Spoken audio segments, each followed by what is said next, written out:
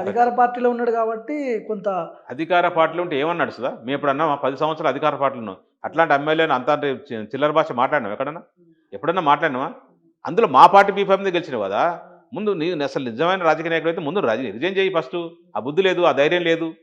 రాజీనామా చేసి పో ఫస్ట్ నీకు నచ్చిన పార్టీలోకి నువ్వు సావు. వద్దంటున్నావు, వద్దంటున్నావు. మేము వద్దంటున్నావా?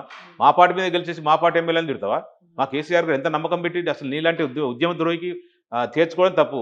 చేర్చుకున్న 2 సార్లు టికెట్ ఇచ్చి గెలిపించినావు. ఏదో పాపం కాళ్ళేళ్ళు పట్టుకున్నాం అని చెప్పేసి సరే పోనీలే మనిషి మారిండు అనుకోని టికెట్ ఇచ్చినాము. టికెట్ ఇస్తే మా పార్టీ మా మా మా ఇళ్ళతో మా కంటే వస్తావా?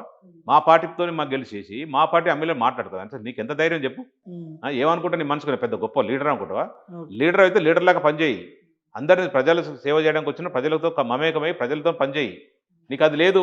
డబ్బులిచ్చేది ఏదో ఖైరతాబాద్ కాన్స్టిట్యూన్సీ ప్రజలంతా డబ్బులు తీసుకొని ఓట్లేసేలాగా మార్చేసినావు అంతా. ఊరికే తాగిపియాలి, తినిపియాలి కానీ మళ్ళీ తర్వాత పట్టించుకునే సందర్భం లేదు. ఒకరికి ఇంత సహాయం చేసే సందర్భం ఉండదు. ఓ సావు, ఒక పెళ్ళికి, ఒక కష్టాలు, సుఖాలు అసలు మాట్లాడవు, పట్టించుకోవు. హ్మ్. నువ్వు అదే ఏదైనా సైటు మా అన్నదమ్ముల మధ్య డిస్ప్యూట్ ఉంది. ఒకసారి మాకు ఇబ్బంది పెడుతుంది మా అన్న, మా తమ్ముడు అంటే ఎమ్మటే వాలిపోతాడు ఆడ.